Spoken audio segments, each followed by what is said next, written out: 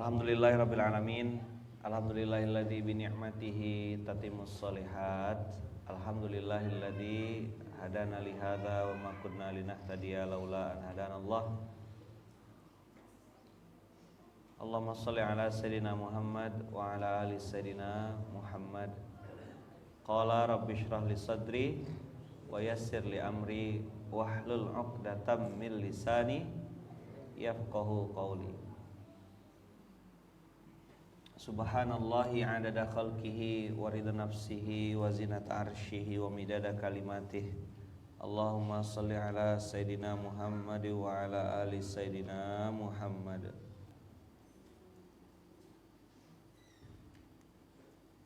Abang kakak yang dirahmati Allah, alhamdulillahirabbil alamin, kita bisa duduk lagi pada pagi hari ini, belajar lagi, duduk lagi, bangun subuh, bisa melihat lagi kebesaran Allah pada pagi yang insya Allah diberkahi oleh Allah.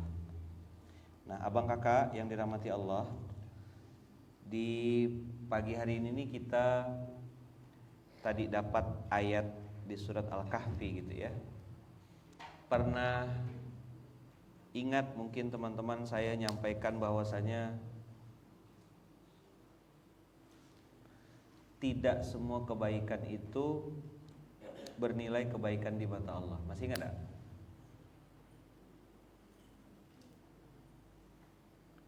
Tidak semua kebaikan itu bernilai kebaikan. Ada kebaikan-kebaikan yang justru di hadapan Allah itu justru malah dicatat sebagai keburukan. Salah satunya coba lihat yang surat Al-Kahfi tadi di ayat-ayat akhir di 103, 102. Nah, nanti saya akan ini cuma slide apa ya? Pembahasan ringan gitu ya. Tapi berat juga sebenarnya ini. Tapi yang saya mau tekankan pagi hari ini, karena hari ini hari puasa yang sangat penting gitu ya. Puasa apa kita hari ini? Puasa? Kenapa disebut puasa Arafah? Kenapa disebut puasa Arafah? Karena hari ini orang-orang pada wukuf di Arafah, jamaah-jamaah haji pada sibuk, dan ini tidak ada amalan di umroh. Nah, kadang-kadang jamaah haji atau jamaah yang ikut turun di tanah suci itu suka ndak paham gitu, bukan suka ndak paham, banyak yang ndak paham. Padahal momentum paling penting di hari Arafah itu atau dalam haji itu adalah puasa Arafah, wukuf di Arafah. Bahkan Rasulullah mengatakan al-hajju Arafah. Tapi jamaah yang saya tengok justru di puasa Arafah, di hari Arafah itu pada tidur. Betul enggak? Pada ngobrol, cerita presiden, cerita gubernur. Sayang sekali obrolannya tuh obrolan receh-receh gitu. Dan itu enggak penting sama sekali gitu. Ada nangis.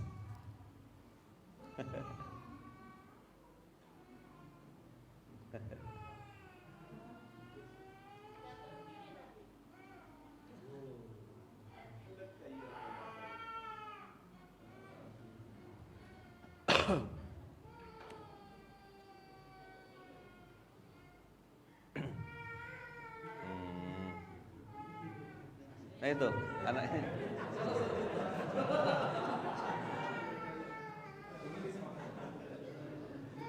Yang penting udah niat baik, Bontai, bagus.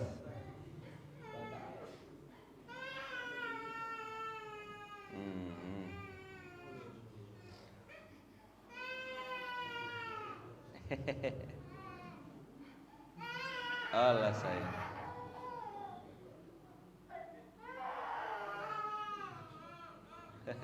Nggak apa Ben?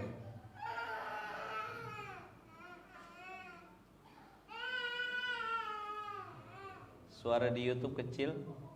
Iya memang kecil ya suaranya. Kita main di Instagram sama di fanpage. Nah, ya kita mainnya di fanpage. Oke, teman-teman semua, coba lihat dan coba dengarkan di ayat 103. Allah sampai bilang gini, Qul hal nunabbi'ukum bil akhsarina a'mala. Maukah kalian saya beritahu kepadamu tentang orang yang paling rugi perbuatannya? Tadi kan saya bilang di awal, tidak semua kebaikan itu bernilai kebaikan di mata Allah.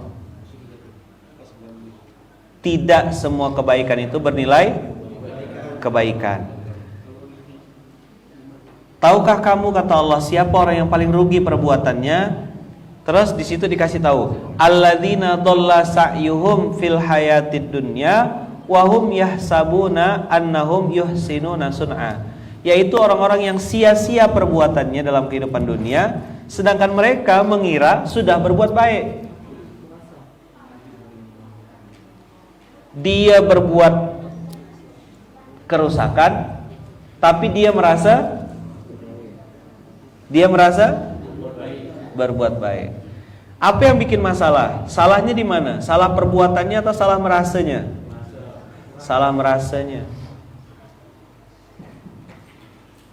Dhalla sa'yuhum fil hayatid dunya wa hum yahsabuna annahum yuhsinuna sun'a.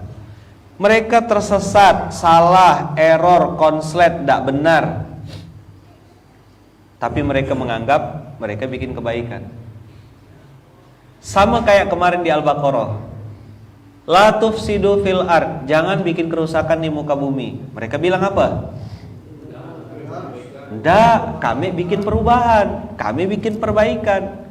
Ala innahum humul mufsidun, langsung dibilang kau tuh yang bikin rusak. Nah teman-teman semua, tidak semua kebaikan bernilai kebaikan di mata Allah. Disitulah pentingnya kita menjaga apa? Niat. Aku nih berbuat untuk siapa? Aku nih ngerjakan untuk siapa? Apa niatnya? Ngapain kita? Makanya penting sekali SOP beramal soleh tuh. Sebelum melakukan perbuatan, hafal nggak teman-teman ini yang di Facebook di mana-mana nih, SOP beramal soleh. 3, 1. Semoga amal soleh ini diterima Allah. Kenapa kok diterima Allah letakkan nomor 1? Saya nyusun SOP beramal soleh itu mikir, buka Quran, merenung, cari referensi, ndak asal-asal bikin kawan-kawan. Tadabbur panjang, diam di kamar, buka Quran, ingat-ingat, lihat ayat Quran. Ini ujian kita yang sedang berbuat soleh nih kan, berbuat tanpa ilmu, hanya modal semangat. Contoh-contoh kecil tadi, Bang Bontai ngambil ahda, semangat, ya kan? Dikira anak saya, diantarkan ke saya, padahal anaknya Bang Abu. Modal semangat saja sudah cukup, tapi itu tidak dosa Bang Bontai. Niat baik sudah dicatat. Bayangkan ada orang sudah bikin amal soleh yang sangat banyak, ternyata di hadapan Allah 0, tidak ada apa-apa. Gara-gara apa? Ada 3 kan? 3 golongan yang pertama kali dilemparkan Allah ke neraka. 1, orang yang berjihad di jalan Allah. 2, orang yang punya ilmu. 3, orang yang ahli sedekah, dermawan. Lalu bertanyalah dia, ya Allah, aku ini sudah berperang di medan perang, berjuang di jalan Allah. Kata Allah, kadzabta, kamu bohong. Ya Allah, saya ini sudah punya ilmu, saya ngajarkan ilmu tiap hari ya Allah, berbagi ilmu. Kadzabta, engkau bohong. Ya Allah, yang ketiga, saya ini punya harta banyak, saya bagi-bagikan setiap hari. Lalu kata Allah, kadzabta, kamu bohong. Loh, kok jihad di medan perang sudah berlumur darah teman-teman, dikuburkan pakai baju perangnya, menghadap Allah pun pakai baju perang dengan darah-darahnya. Ini hadis qudsi ya. Kok bisa dibilang kadzabta? Ternyata orang ini berperang bukan untuk Allah. Dia berperang supaya dibilang sebagai seorang pemberani. Dan kau sudah dapatkan itu dari manusia, kata Allah. Maka jihadmu sia-sia. Lemparkan ke neraka, nomor 1 masuk neraka. 2, kau ahli ilmu, banyak ilmunya, berbagi, ngajarkan orang dan segala macam. Aku ngajar ilmu ya Allah supaya mereka kenal ilmu agama. Apa kata Allah? Kadzabta, engkau bohong. Engkau bohong. Engkau ngajar, engkau memiliki ilmu itu supaya dibilang orang alim. Engkau berharap penilaian manusia dan engkau sudah dapat itu dari manusia. Maka engkau orang pertama, yang kedua yang aku lemparkan ke neraka. Masuk neraka juga 2. 3, ya Allah, saya ini banyak berbagi, banyak nyumbang, suka berdonasi, bantu orang dan segala macam. Berharap supaya banyak orang bisa dapat manfaat. Saya ini pengen bisa bermanfaat untuk banyak orang. Kata Allah, kadzabta, engkau bohong. Yang engkau lakukan itu berharap supaya engkau dianggap sebagai dermawan, dan engkau sudah dapatkan itu dari manusia. Dilemparkan ke neraka? Dilemparkan. Teman-teman, ini bukan manusia tapi kelompok. Akan ada kelompok-kelompok manusia yang berjuang di jalan Allah. Kayak kita-kita gini mungkin berjihad, nolong agama Allah, bantu. 1. 2, punya ilmu. Nah kayak saya nih ngajar-ngajar tiap hari, tiap subuh nih. Apa yang dicari sebenarnya? Lalu ada orang yang dititipi harta, sedekah berbagi, Kan ujian betul tuh teman-teman.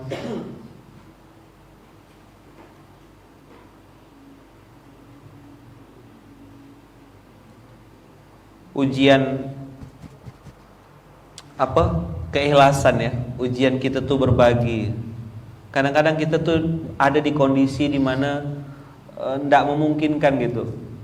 Saya takut juga ceritakan ini, tapi pelajaran lah ya, mudah-mudahan tidak jadi ini ya. Akhirnya saya dapat jawabannya pagi ini. Tadi malam saya bawa anak-anak ke dokter gigi. Ya kan, qadarullah mobil yang dipakai itu mobil Alphard yang disiapkan. Saya bilangnya mobilnya bebas terserah. Disiapkan mobil Alphard punya pondok. Minta Bang Ari parkir di apotek Kimia Farma, habis itu sholat. Begitu parkir ini ujian ya, Masya Allah. Apa ujiannya? Begitu parkir tak ada duit parkir. Bang Ari ada pegang? Nggak ada Ustaz. Oke. Begitu tengok, buka dompet, duit yang ada cuma 100.000 warna merah. Saya bilang ya udah, makasih. Jadi mobilnya berbanding lurus dengan bayar parkirnya. Dan tidak ada kembalian. Dah lewat. Parkir di Masjid Merdeka At-Tawabin. Bapak-bapak yang tukang parkir, sholat, soleh lah mukanya. Bang ada pegang? Tidak ada Ustaz. Oke. Merah lagi yang lewat. Tadi subuh saya baru dapat jawabannya. Apa maksud Allah tadi malam tuh ya? Oh iya, bisa jadi orang ini, 2 tukang parkir ini berdoa sekian hari, berdoa sekian malam, minta rezeki lebih sama Allah. Nah wasilahnya duit dari Allah yang dititipkan ke dompet saya. Aku tak boleh sakit hati, tak boleh kesal, tak boleh marah. Begitu cara Allah untuk datangkan rezeki untuk beliau-beliau itu. Kan kayak mimpi dia. Biasa dapat duit 2.000 receh-receh kan. Ya, mobilnya dikasih mobil yang kayak gitu, diujilah uang parkirnya juga, pajak ditanggung pemenang. Ngerenong saya tadi subuh habis subuh tuh, apa maksud Allah ya? Oh iya, dapat jawabannya. Jangan-jangan orang itu memang berharap pengen dapat rezeki lebih 1-2 hari ini mau lebaran. Udah lepas lah. Kenapa saya perlu ceritakan, teman-teman? Ini jadi pelajaran untuk kita, belajar ngambil hikmah dalam segala sesuatu. Nah yang bikin kadang-kadang amal soleh kita batal itu ketika kita ngeluh. Saya ulang sekali lagi ya, yang bikin amal soleh kita batal ketika kita ngeluh. Aduh,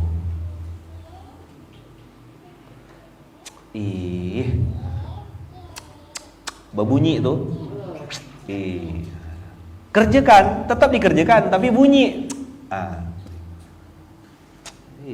Aku terus yang kena suruh nih. Tuh kecil sekali. Malaikat nyatat. Nah, teman-teman semua, tidak semua kebaikan bernilai kebaikan di mata Allah. Udah clear? Jelas. Ada yang disesatkan Allah, ada yang dibuang Allah, ada yang tidak dianggap sama sekali, ada yang kadzabtan, tidak dinilai sama sekali, langsung masuk neraka. Teman-teman semua, yang membuat dia hancur, yang membuat dia rusak, yang dia buat dia error, gara-gara salah niat. Maka SOP dalam beramal soleh yang nomor 1, teman-teman, SOP beramal soleh yang nomor 1 adalah semoga nih nanti teman-teman lihat ya di itu ya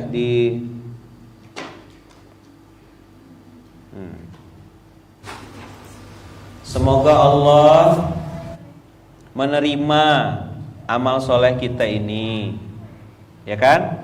Al-Baqarah ayat 127. Kenapa penting minta diterima sama Allah? Karena banyak sekali orang beramal soleh ditolak sama Allah, mardud.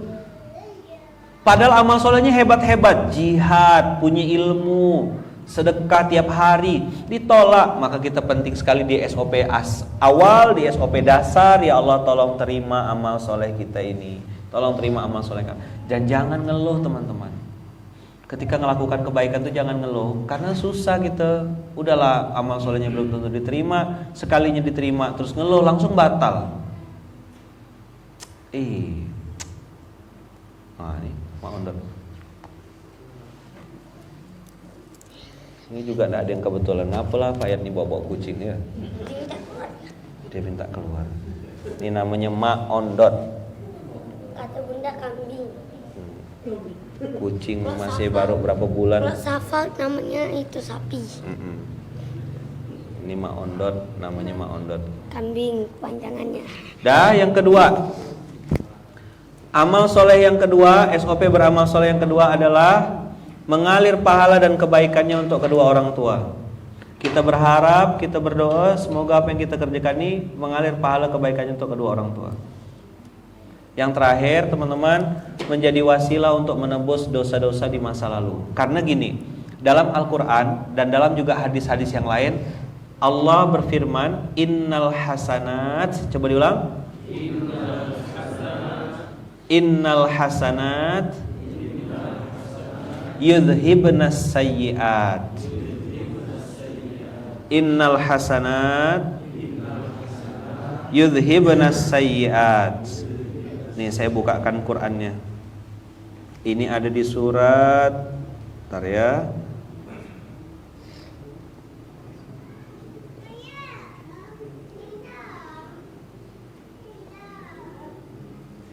Surat 14, surat 11.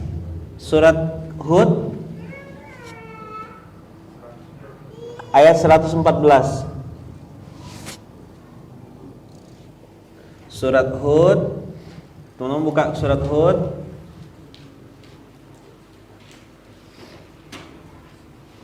Surat Hud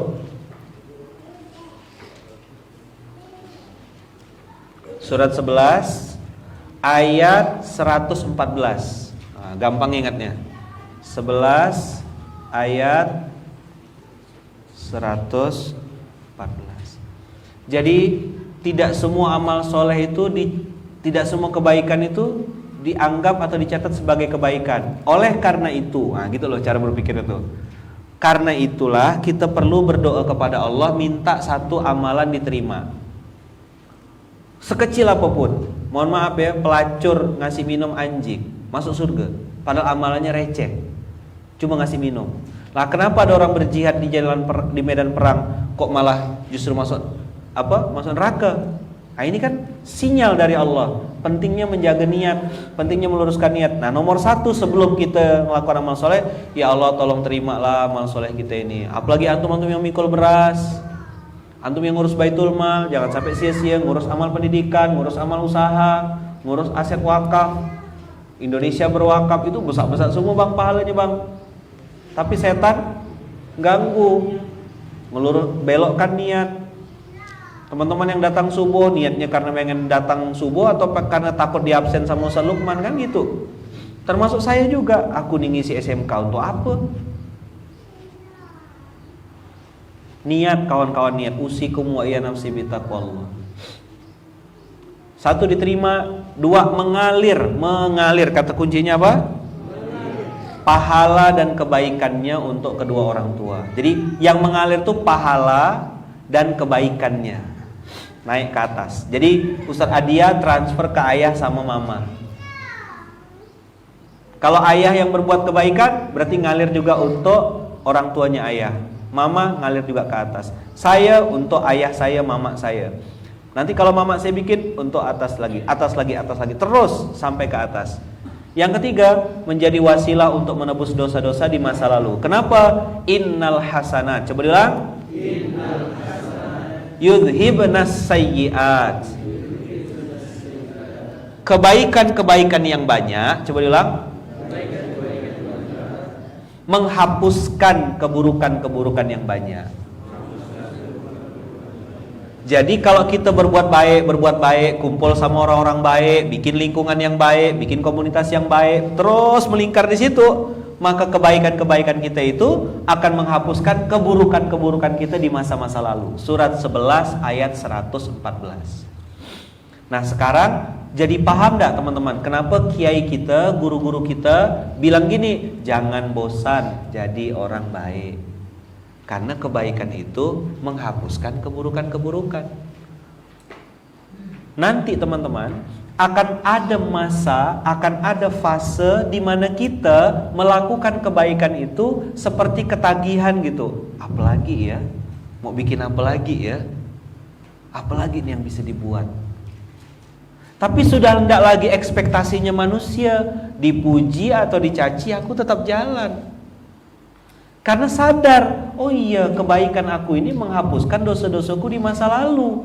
Maka kakak-kakak di Pinrang, kakak-kakak di Ternate, di Aceh, di Papua, semua pasca seluruh Indonesia melakukan kebaikan-kebaikan yang banyak ini dalam kondisi sadar bahwasanya banyak juga maksiat-maksiat yang aku lakukan di masa lalu. Maka aku harus tebus dengan kebaikan-kebaikan hari ini. Nyambung gak kira-kira nih? Itu yang menjadi energi Bung Ben dan kawan-kawan semua. Kenapa mereka kok kayak tak bisa dihentikan gitu, unstoppable. Asal nengok ada kebaikan di Pontianak langsung tiru. Sampai wallpaper pun ditiru juga.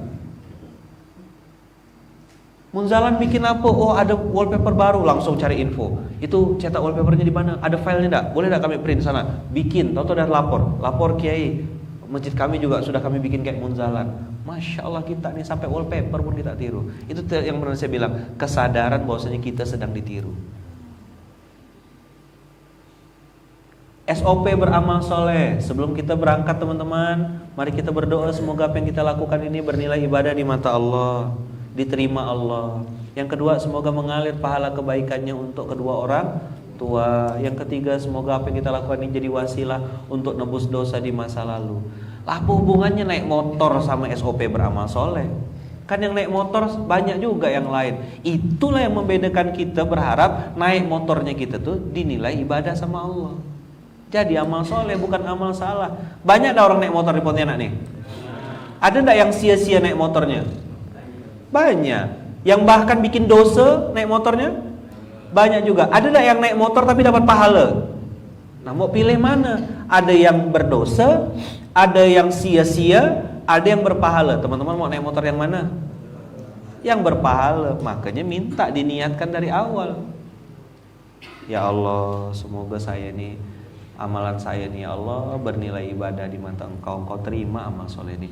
Kenapa kita minta diterima amal soleh? Nabi Ibrahim bikin Ka'bah tuh Ka'bah tuh. Tengok di belakang tuh. Nabi Ibrahim bikin Ka'bah, minta diterima sama Allah. Mendirikan Ka'bah. Lah kita kan bukan bikin Ka'bah teman-teman. Kecil sekali yang kita bikin ini. Baru sedekah akbar, baru gerakan infak beras. Ya kan? Sangat kecil. Ngurus aset wakaf kecil sekali. Bisnis kita masih receh-receh. Alangkah ruginya teman-teman, sudah lama solehnya receh, tidak bernilai apa-apa di mata Allah. Na'udzubillah min dzalik. Maka saya bilang sama kawan-kawan, lakukan apapun, tetap pakai SOP beramal soleh, diniatkan. Ya Allah, semoga yang saya kerjakan ini diterima Engkau ya Allah. Ngurus bandara, jadi santri di bandara itu penting. Saya pernah bilang waktu awal-awal dulu santri bandara kita bentuk, Bang, saya bilang, jangan anggap remeh, saya bilang, jadi santri bandara ini pekerjaan mulia. Kok bisa gitu Ustaz? Salah satu hamba Allah yang doanya mustajab, yang doanya dikabulkan Allah adalah orang yang dalam perjalanan, musafir. Yang musafir ini teman-teman, perjalanannya, kalau yang dilakukan adalah perjalanan kebaikan, dia mau berdakwah, dia mau tausiah, dia mau menyebarkan agama Allah, mau mengajarkan ilmu-ilmu Allah, berarti itu pekerjaan mulia.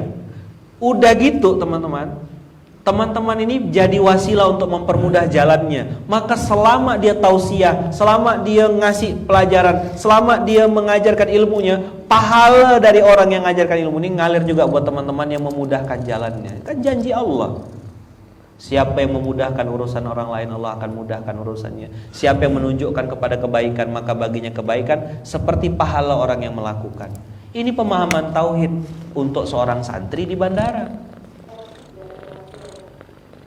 Ini pemahaman tauhid bagi kita yang ada di pondok ini. Kenapa Bapenta tuh dinaikkan di level atas? Karena levelnya level iman. Barang siapa beriman kepada Allah dan hari akhir, hendaklah dia memuliakan tamunya. Makanya Bapenta tuh tidak disimpan di divisi ecek-ecek gitu. Kenapa di Gontor tuh Bapenta tuh divisi khusus sampai ada musyrifnya kan? 101 tuh, ingat gak? Saudi 101. Tantowi atau Tantowi? Ente dulu di 101 enggak? Oh, Gorda itu dia, Gontor 2 ya. Siapa yang 101 dulu?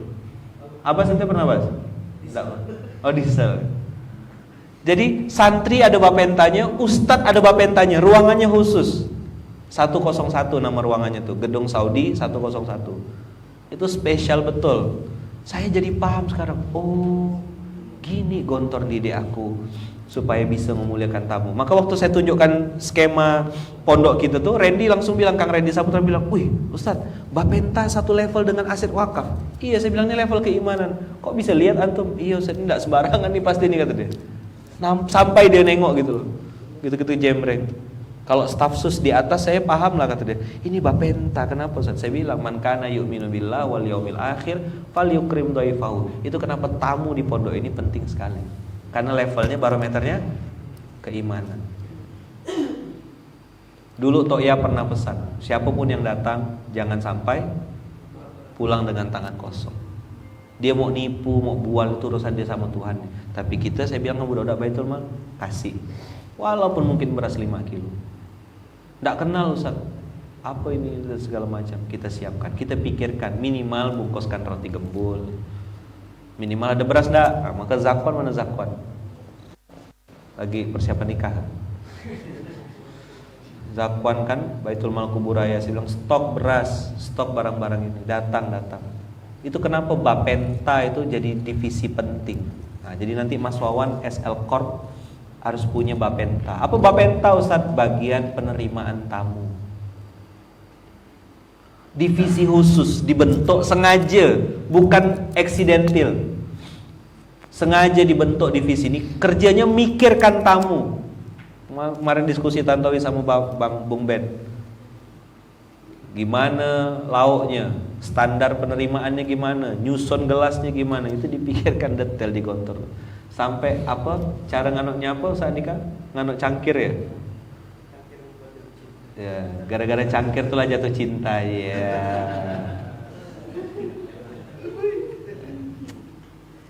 Cangkir ya tuh. Toto terbalik cangkir ya.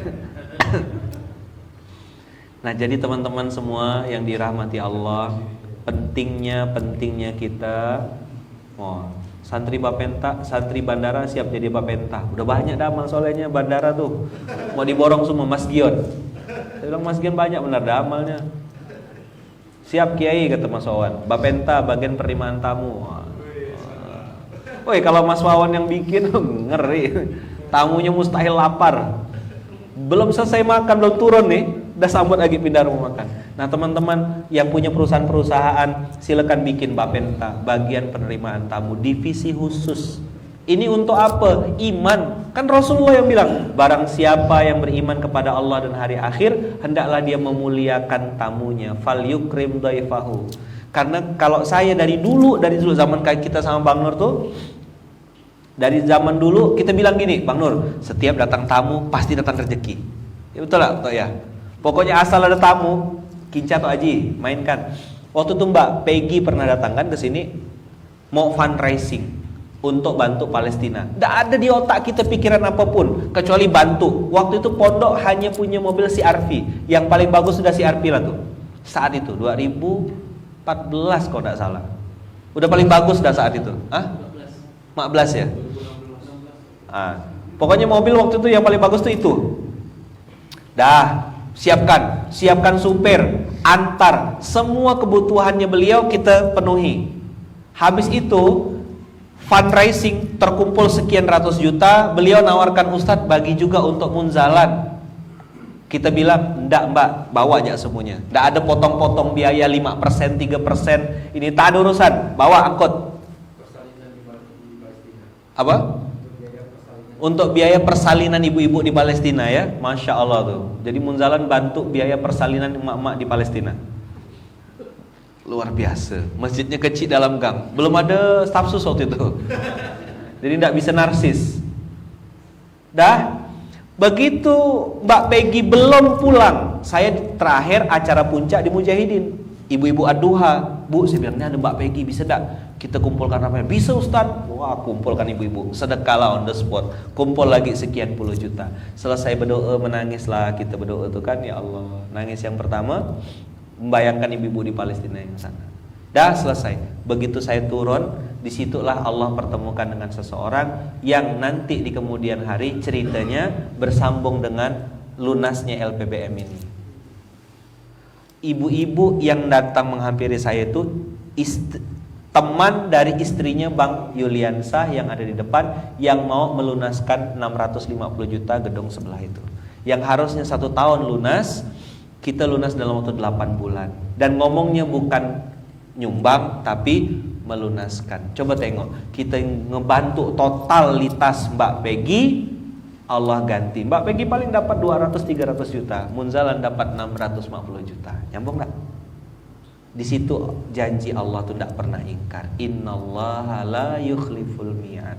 Maka kalau ada tamu teman-teman, ayah, mama datang, mama Porong, ayah Surabaya datang, mama mertuanya, sebelum mama mertua siapa lagi kemarin ya datang ya, mama mertuanya Ustaz Andika datang, kumpul semuanya. Saya bilang ini omset. Siapkan mobil, siapkan ini, kasih makan kepiting, bawa ke Pak Wahab. Ingat enggak ya? Lihat orang tua tuh ketawa-ketawa, senyum-senyum bahagia. Saya bilang bentar lagi datang nih. Apa mau Allah kasih nih? Betul, dapat tanah 90 hektar. Itulah dia. Jadi kalau teman-teman punya bapenta, punya divisi khusus untuk menerima tamu dan muliakan. Saya tanya Adi apa perasaan ente? Nangis, berkaca-kaca. Bahagia Ustaz. Ngapain teh? Bahagia Ustaz. Lihat ayah makan kepiting ya. Mama, ibu. Lihat orang-orang tuh ayahnya Ustaz Andika kan tak boleh makan. Begitu nengok kepiting, di sini boleh ya, boleh. Lagi stroke loh. Makan kepiting, alhamdulillah normal-normal ya. Kita makan di Gravitasi tuh. Bawa berenang di Kahyangan Resort. Saya bilang bismillah, cincai. Pejam mata pokoknya kita. Muliakan, bahagiakan. Wah, mama-mama berenang kan. Ingat tak orang-orang tua kita? Bahagiakan mereka, ngikhlaskan, nyenangkan hatinya. Tidak ada cerita. Nah, pondok kita kecipratan rezeki. Sekali Allah mau ngasih, tidak alang-alang pondok ini. 3 Alphardnya sekarang. Coba kalau mau tengok bisnisnya sampai kemana-mana. Percayalah teman-teman, memuliakan tamu, apalagi memuliakan orang tua, memuliakan tetangga. Kemarin Zakwan maju ke saya untuk minta referensi daging kurban. Saya bilang yang muslim dan non muslim coba usahakan prioritaskan tetangga-tetangga munzalan, bagikan daging-dagingnya. Islam tuh harus tinggi kan. Ustaz ini non muslim, Ustaz tidak usah dikasih daging. Loh apa urusannya? Dia manusia kok, memang perlu kasih. Di situ mudah-mudahan jadi syiar dakwah kita kan, mana tahu lewat wasilah segumpal daging itu. Oh gini syariat Islam. Lama-lama dia ngelihat, nyerahkan diri lama-lama. Tolong saya dibimbing pengen baca syahadat. Mana tahu kita. Sekarang kasih buah. Kemarin Mas Fauzi ngajukan ada beberapa nama non muslim tapi tidak mampu karena anak-anaknya sudah di luar negeri, kita kasih beras. Nah ini ada Idul Adha, bagikan daging lagi biar dia tahu Islam tuh ya kayak gini yang asli gitu loh. Boleh enggak? Boleh enggak? Ada yang enggak setuju? Enggak. Saya kasih tanda ya.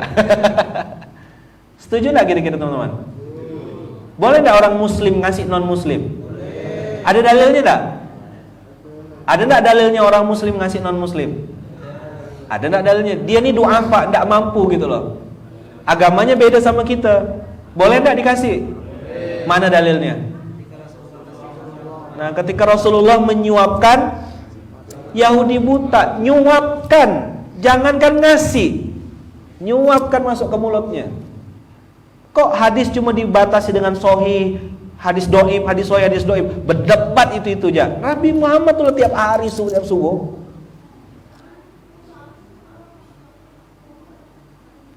Belajar hadis kita kurang jauh teman-teman. Sikit-sikit berdebat, geram kadang saya. Tapi kalau saya pun marah, goblok bareng namanya. Apa? Udah naik ke atas, berdebat di bawah, berdebat di Facebook, turun level. Bagikan teman-teman, kasih. Mana tahu lewat wasilah daging itu, lewat wasilah makanan itu, Allah takdirkan dia dapat hidayah. Tidak pernah tahu. Dan si Yahudi buta itu masuk Islam pada saat Rasulullah sudah meninggal. Lamanya ke waktu itu. Maka abang kakak yang baik yang dirahmati Allah, dari tadi kita bicara tidak semua kebaikan bernilai kebaikan di mata Allah, sampai akhirnya closingnya adalah bapenta. Apa? Apa bapenta itu? Bagian penerimaan tamu. Ini langsung ada yang langsung bilang nih Mas Dian nih, Ustadz, ruang VIP bapenta di Spadio segera selesai. Tak bisa nengok amal soleh orang satu ini. Langsung. Hah? Gus Gion.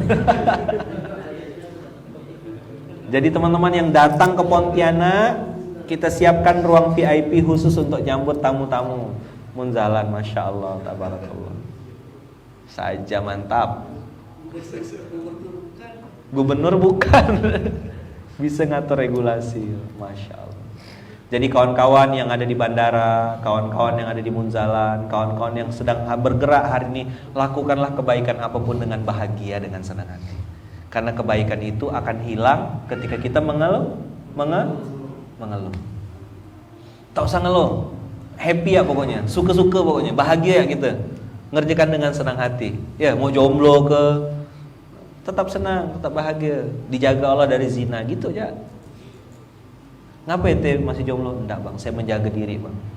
Kalau saya jaga diri saya, insya Allah pasangan saya dijaga juga sama Allah. Wah, romantis. Antara tak laku dengan romantis itu kan memang beda-beda tipis gitu lah.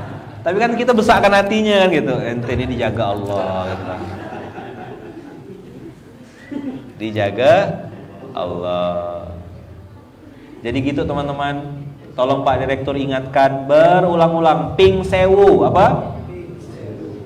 Ngurus bisnis sudah omset miliaran, ternyata zong di mata Allah. Nauzubillah min dzalik. Udah ngurus wakaf miliar-miliar, terima tanah wakaf sana, terima tanah wakaf sini, salto sana, salto sini, zong, tidak ada nilainya gara-gara salah niat. Nauzubillah min dzalik. Nah, ini penting. Teman-teman, kalaulah seorang pelacur ngasih minum anjing dimuliakan Allah dengan surganya, apalagi yang ngasih makan anak yatim, ngurusin agama Allah, bikin masjid, nerima tanah wakaf. Ini SOP beramal soleh. Tolong, benar tolong hafal kalau bila perlu di luar kepala. Satu apa tadi? Semoga Allah terima amal soleh kita. Dua, mengalir pahala kebaikan untuk kedua orang tua. Tiga, menjadi wasilah. Amal soleh ini jadi wasilah untuk menebus apa? Dosa-dosa di masa lalu. Ya Allah, dulu saya banyak dosa ya Allah. Maka hasanat yang kita lakukan hari ini, nyusun sendal, jadi security, ngarahkan tamu. Mas Agus, nggih Pak Ustaz. Nah, ini kecil bagi orang, tapi bisa jadi mulia di hadapan Allah. Mas Febri jaga nih, Bang Zainal ngerapikan motor, yang lain sholat dia nunggu dulu jaga. Bisa jadi teman-teman, pahala orang yang sholat semuanya itu semua masuk omsetnya ke beliau. Nggak pernah tahu kita. Maka kita harus jadi bagian. Mas udah makan belum? Nah, saya belikan makannya ya, kasih 10.000, kasih 20.000. Makan dia jadi energi beramal soleh, pahalanya ngalir buat kawan-kawan juga. Jadi kayak gitu tuh, berpikir tuh mafia amal soleh gitulah ya. Ya kan? Gimana caranya supaya setiap kebaikan itu saya dapat omsetnya walaupun sedikit gitu. Ya kan? Di mana ada kebaikan orang, di situ ada kebaikannya juga saya. Apa kata Bang One kemarin? Saya berharap dapat cipratan kebaikan dari kebaikan orang lain. Kecipratan kebaikan dari kebaikan orang lain. Ustaz Andika mau nikah misalnya gitu kan. Mau nikah, udah kemarin maksudnya. Contoh. Ketagihan. Kita memikir apa ya yang aku bisa bantu supaya ada kebaikan yang ngalir juga buat aku. Oh, si fulan mau berangkat, apa kebaikannya yang kira-kira bisa titip omset? Ada si fulan, pokoknya teman-teman berpikir setiap ada kebaikan harus chip in, invest. Nah, itulah bahasa sederhananya. Di mana ada kebaikan, di situ kita investasi. Saya bilang sama adik-adik, kita bikinkan jalan. Kita buka jalannya, bereskan jalan, ngulang sejarah Nurul Jadid. Saya bilang, siap bang. Oke, setiap jalan itu nanti jadi, saya bilang begitu orang masuk dan mudah masuk ke pondok, mudah-mudahan pahalanya ngalir juga buat kita. Itu spiritnya kan? Itu spiritnya. Jadi di mana ada kebaikan, di situ kita chip in. Di mana ada kebaikan, di situ kita invest. Investor amal soleh. Oh, naik level lagi. Apa? Investor. Iya, bukan lagi pasukan udah. Levelnya sudah naik jadi investor. Kalau pengusaha kan ngerjakan, pasukan tuh ngerjakan. Ini jadi investor. Apa? Whiskas kata Pak. Makanan kucing itu Pak. Jadi investor amal soleh itu di mana ada kebaikan dia invest. Nih saya bilang sama Bang Dirga, kesebut nama. Nih handphone antum, saya bilang yang saya pakai untuk live tiap pagi, saya pakai live. Ini investasinya beliau. Belasan juta dibelikan, pakai untuk kebaikan. Ini tab tiap pagi, tiap subuh coret. Yang punya, yang nitipkan tabnya ke kita, dipakai untuk kebaikan. Itu streaming dipakai untuk kebaikan. Di mana ada kebaikan, invest. Jadi investor amal soleh. Investor makanan kucing. Teman-teman semua, itu yang bisa saya sampaikan pagi hari ini. Jadi tidak semua kebaikan bernilai kebaikan di mata Allah. Lalu ada kebaikan yang kecil justru di mata Allah besar. Amalan besar justru di mata Allah tidak ada nilainya sama sekali. Dan sekarang kita punya rumusnya. Innal hasanat yudhibnas sayyiat. Sesungguhnya kebaikan-kebaikan yang kita lakukan bernilai kemanfaat, kebaikan dan menghapuskan dosa-dosa di masa lalu. Surat Hud surat 11 ayat 114. Nah, abang kakak yang baik, mulai hari ini, di hari Arafah ini, hari ke-9 Zulhijjah ini, coba naik level. Dari pasukan amal soleh yang mengerjakan di lapangan, mulai berpikir untuk menjadi investor amal soleh. Aku harus chip in, aku harus invest. Bang Nur enak udah invest dah dari awal, ya kan? Tapi tak mau berhenti. Kata Tok Ya tak boleh satu nih, kata Tok Ya. Di mana Gi? Di mana Gi ya? Pokoknya kinca. Saya pun belajar, saya tak punya kayak Tok Ya dan kawan-kawan lain. Kayak Tok Ya tak punya tanah, tapi aku harus chip in. Minimal ngasih ide, ngasih konsep, ngawal turun terjun. Bilang sama Berry, "Ai, minggu depan Jumat depan tanggal 7 Agustus kita insya Allah sudah sholat Jumat perdana di Masjid Sultan." Ini bisa jadi sejarah tercepat gitu. Baru seminggu diletakkan batu pertama udah dipakai sholat Jumat. Kemarin sudah sholat asar di tanah, masya Allah adik-adik. Nah itu anak-anak muda ini perlu digerakkan. Maka yang tua-tua ini jangan diam. Yang tua-tua ini jadi investornya gitu. Turun ngasih ide. Kan rumus amal soleh gimana kemarin? Diajak, ikut. Nggak diajak, nyusul. Nggak boleh baper. Saya nggak diajak Ustaz, tak dapat kaos. Apa urusannya? Besok ada kurban tanggal 2 di Kumpai 1 Agustus 2 hari kedua lebaran gitu maksudnya 11 Zulhijjah kita nyembelih kambing, nyembelih sapi di Kumpai. Diajak? Nggak diajak? Susul. Minta locationnya mana? Sherlock, saya mau turun. Diajak, alhamdulillah. Tak ada diajak, aku nyusul.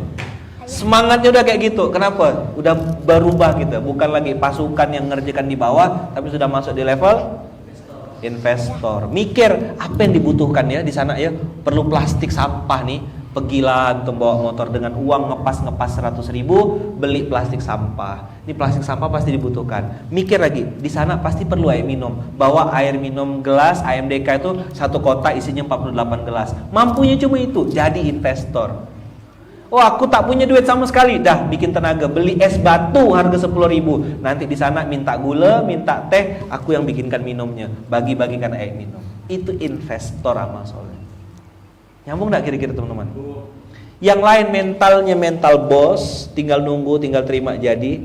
Antum datang gak boleh dengan tangan kosong. Itu guru ilmu yang diajarkan sama mama saya, datuk-datuk saya, ayah saya almarhum. Pasti gitu. Kalau mau pergi ke tempat orang atau datang ke satu tempat, dibilang gak boleh tangan kosong, nenteng sesuatu.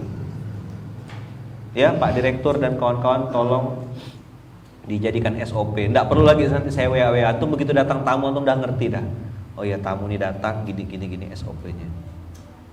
Innal hasanat yudhibnas sayyi'at. Kebaikan-kebaikan yang banyak akan menghapuskan dosa-dosa yang banyak. Nah, buat teman-teman semuanya yang ada di luar Pontianak, pengen berkunjung ke Masjid Kapal, kita buatkan program namanya Munzalan Tour, gratis, free of charge. Betul Pak ya? Gratis, free of charge. Datang aja ke Munzalan, tengok kegiatan Masjid Kapal. Sibuk pondoknya dengan izin Allah. Nah, buat semua pengurus-pengurus masjid seluruh Indonesia, nanti kita punya program khusus pembinaan intensif setelah Munzalan Tour, ada namanya Masjid Enterprise Academy.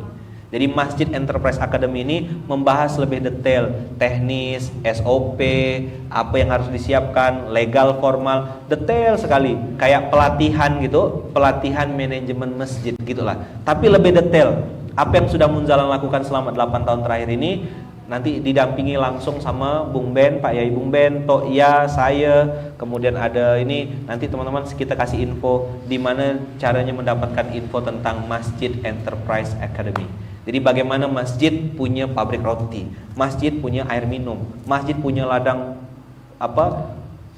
beras, masjid masjid kecil dalam gang bisa nyumbang sampai ke Palestina. Itu gimana ceritanya? Nanti ada di Masjid Enterprise Academy. Rektornya Pak Yai Bung Ben. Nah ya, ini rektor dah kan levelnya? Sudah rektor sudah. Dosen kan saya dosennya gitu, dosen terbang. Jadi saya anak buahnya Pak Yai Bung Ben. Jadi Masjid Enterprise Academy ini adalah sebuah lembaga konsultan, lembaga pelatihan, universitas lah, universitas kemasjidan yang akan bercerita bagaimana cara membangun masjid tidak hanya sekedar tempat sholat. Masjid punya rumah sehat, masjid punya baitul mal, masjid punya paskas, masjid punya jamaah yang loyal, masjid bisa berdamai dengan warga yang non muslim. Itu gimana ceritanya? Itu ada di Masjid Enterprise Academy di bawah pimpinan Pak Rektor Pak Yai Bung Ben. Nah, nanti seperti apa gambarannya tunggu tanggal mainnya. Jadi buat teman-teman yang pengen punya masjid yang makmur, pengen punya masjid yang bergerak ya kan, nah, ayo nanti datang ke ini. Jadi begitu teman-teman, selamat jadi investor amal soleh. Mudah-mudahan apa yang kita lakukan ini, nah Masjid SL Corp Ustadz, insya Allah siap. Jadi insya Allah. Jadi insya Allah. Ya, diajak ikut, nggak diajak nyusul. Itu rumus amal soleh. Jadi mudah-mudahan teman-teman semua kita bisa semangat, bisa bahagia, bisa tetap senang, tidak mengeluh ketika melakukan kebaikan-kebaikan. Lakukan kebaikan itu dengan senang, lakukan kebaikan itu dengan bahagia. Mudah-mudahan Allah terima amal soleh kita, mengalir pahala kebaikan untuk kedua orang tua, dan mudah-mudahan ini jadi wasilah untuk menebus dosa di masa lalu. Al-Fatihah.